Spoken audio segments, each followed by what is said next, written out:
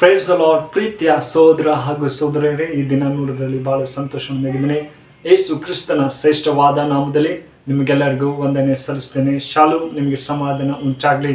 ಪ್ರೀತಿ ಮಕ್ಕಳೇ, ಈ ನೂತನ ದಿನ ನೋಡುವಂತೆ ಕೃಪೆ ಕೊಟ್ಟಿದ್ದಕ್ಕಾಗಿ ದೇವ್ರ ನಾಮಕ್ಕೆ ಸ್ತೋತ್ರ ಸಲ್ಲಿಸೋಣ. ಪ್ರೀತಿ ಮಕ್ಕಳೇ, ಈ ಮುಂಜಾನೆ ವೇಳೆಯಲ್ಲಿ ದೇವರು ಒಂದು ಒಳ್ಳೆ ವಾಗ್ದಾನ ಕೊಟ್ಟಿದ್ದಾರೆ. ಏನಂದ್ರೆ ಸಫಲವಾಗುವುದು ಎಂಬುದಾಗಿ. ಹೌದು ಪ್ರೀತಿ ಮಕ್ಕಳೇ, ನಮ್ಮ ಜೀವನದಲ್ಲಿ ನಾವು ಯಾವ ರೀತಿಯಲ್ಲಿ ಯಶಸ್ಸು ಆಗಿರ್ಬೇಕೆಂಬುದಾಗಿ ಇದಕ್ಕೆ ಆಧಾರವಾಗಿ ದಾವೀದನ ಬರೆದ ಕೀರ್ತನೆ 1ನೇ ಅಧ್ಯಾಯ 3ನೇ ವಾಕ್ಯ ನಿಮಗಾಗಿ ಓದ್ತೀನಿ. ದಯಮಾಡಿ ನಿಮ್ಮಲ್ಲಿ ಸತ್ಯವೇದವಿದ್ದರೆ ತೆಗೆದು ಧ್ಯಾನಿಸಬೇಕೆಂಬುದಾಗಿ ಕೇಳ್ಕೊಳ್ತೇನೆ. ಅಲ್ಲಿ ಹೀಗೆ ಬರೀತಾರೆ, ಅವನು ನೀರಿನ ಕಾಲುವೆಗಳ ಬಳಿಯಲ್ಲಿ ಬೆಳೆದಿರುವ ಮರದ ಹಾಗಿರುವನು. ಅಂಥ ಮರವು ತಕ್ಕ ಕಾಲದಲ್ಲಿ ಫಲ ಕೊಡುತ್ತದಲ್ಲ, ಅದರ ಎಲೆ ಬಾಡುವುದೇ ಇಲ್ಲ. ಅದರಂತೆ ಅವನ ಕಾರ್ಯವೆಲ್ಲವೂ ಸಫಲವಾಗುವುದು. ಆಮೀನ್, ಹಲ್ಲೆಲೂಯಾ. ಹೌದು ಪ್ರೀತಿ ಮಕ್ಕಳೇ, ದೇವರ ವಾಕ್ಯ ಇರುತ್ತದೆ, ಅವನ ಕಾರ್ಯವೆಲ್ಲ ಸಫಲವಾಗುವುದೆಂಬುದಾಗಿ. ಹೌದು ಪ್ರೀತಿ ಮಕ್ಕಳೇ, ದೇವರು ನಿಯಮಗಳನ್ನು ನೋಡುವುದಾದ್ರೆ ಇಲ್ಲಿ ಆತ್ಮಿಕ ಮತ್ತೆ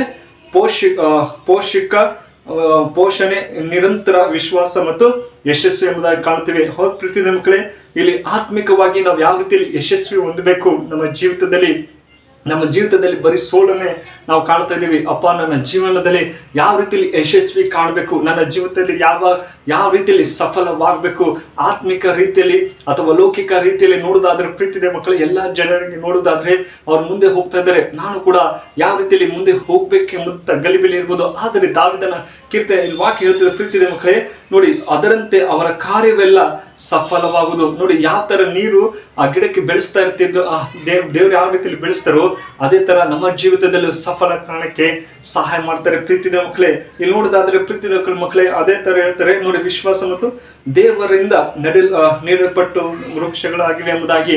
ಹೌದು ಪ್ರೀತಿದ ಮಕ್ಕಳೇ, ಅದೇ ತರ ದಾವೀದನ ಬರೆದ ಕೀರ್ತನೆ 1ನೇ 2ನೇ ವಾಕ್ಯ ಹೇಳ್ತದೆ. ಅಲ್ಲಿ ಹೀಗೆ ಹೇಳ್ತದೆ, ಏನಂದ್ರೆ ನೋಡಿ, ಯೆಹೋವನ ಧರ್ಮಶಾಸ್ತ್ರದಲ್ಲಿ ಆನಂದ ಪಡುವನಾಗಿ ಅದನ್ನೇ ಹಗಲಿರಲು ಧ್ಯಾನಿಸುತ್ತಿರುವನು, ಅವನು ಎಷ್ಟೋ ಧನ್ಯನು. ಆಮೀನ್. ಹೌದು ಪ್ರೀತಿದ ಮಕ್ಕಳೇ, ದೇವ್ರ ವಾಕ್ಯಗಳು ಯಾರು ಧ್ಯಾನ ಮಾಡ್ತಾ ಇರ್ತಾರೋ ಆತ್ಮಿಕವಾಗಿ ನಾವು ಧನ್ಯರಾಗಿ ಜೀವಿಸಕ್ಕೆ ಸಾಧ್ಯ. ನಮ್ಗೆ ಏನ್ ಬೇಕೋ ಎಲ್ಲವನ್ನು ಸಫಲ ಮಾಡಕ್ಕೆ ದೇವ್ರು ಸಹಾಯ ಮಾಡ್ತಾರೆ.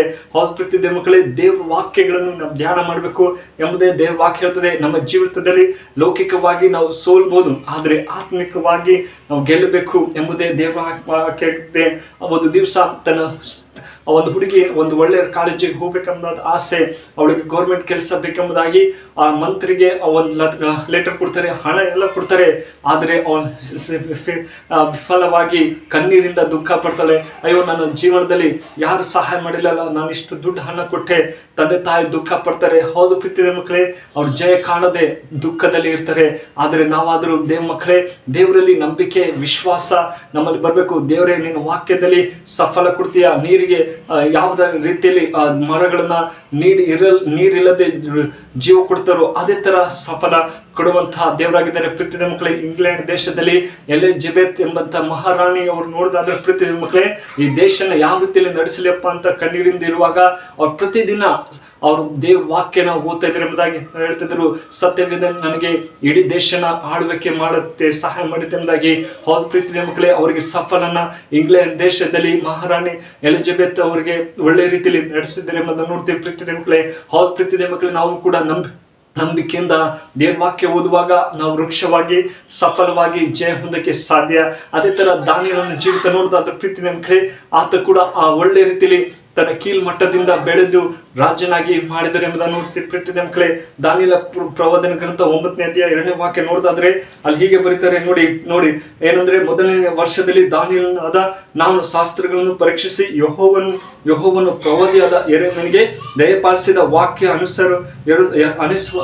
ಎಂಬುದಾಗಿ. ಹೌದು ಪ್ರೀತಿಯ ಮಕ್ಕಳೇ, ದಾನಿಯೇಲ ಕೂಡ ದೇವ ವಾಕ್ಯದಿಂದ ಆತ ಮುಂದೆ ಬಂದಿದೆ ಎಂಬುದಾಗಿ ನೋಡ್ತೀವಿ. ಹೌದು ಪ್ರೀತಿಯ ಮಕ್ಕಳೇ, ಈ ದಿನಗಳಲ್ಲಿ ನಾವು ಯಾವ ರೀತಿಯಲ್ಲಿ ಧ್ಯಾನ ಮಾಡ್ತಾ ಇದ್ದೀವಿ, ಯಾವ ರೀತಿಯಲ್ಲಿ ಸಫಲ ಹೊಂದುತ್ತಾ ಇದ್ದೀವಿ ಎಂಬುದು ಬಹಳ ಮುಖ್ಯ.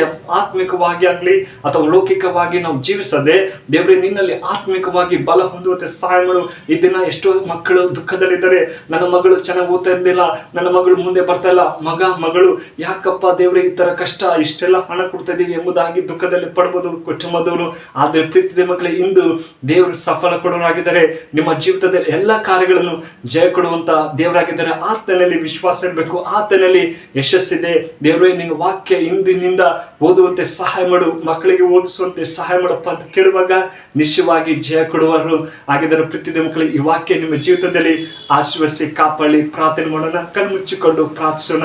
ಪರಿಶುದ್ಧನೆ ಪ್ರೀತಿಗಳ ದೇವರೇ, ಒಳ್ಳೆ ಸಮಯಕ್ಕಾಗಿ ಸ್ತೋತ್ರ. ಕಳೆದ ವಾರೆಲ್ಲ ಅದ್ಭುತವಾಗಿ ಕಾಪಾಡಿಕೊಂಡು ಈ ನೂತನ ದಿನ ನೋಡುವಂತೆ ಕೃಪೆ ಕೊಟ್ಟಿದಪ್ಪ, ನನಗೆ ಸ್ತೋತ್ರ.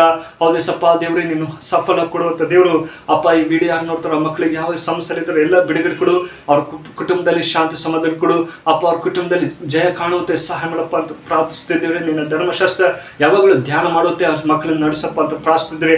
ಪ್ರೀತಿಗಳ ದೇವರೇ, ಈ ಚಿಕ್ಕ ಪ್ರಾರ್ಥನೆ ಕೇಳಿದಂತೆ ಯೇಸು ಕ್ರಿಸ್ತನ ಬೇಡ್ತೇನೆ ಜೀವ ತಂದೆ. ಆಮೀನ್. ಮೇ ಗಾಡ್